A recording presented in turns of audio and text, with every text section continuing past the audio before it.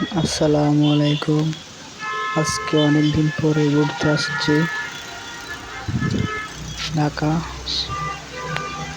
দেখেন অনেক সুন্দর জায়গাটা, অনেক সুন্দর। সেই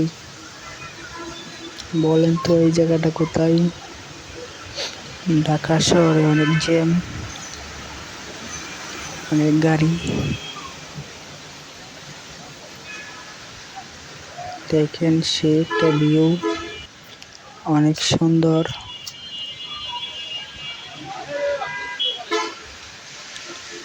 সেই অনেক সুন্দর,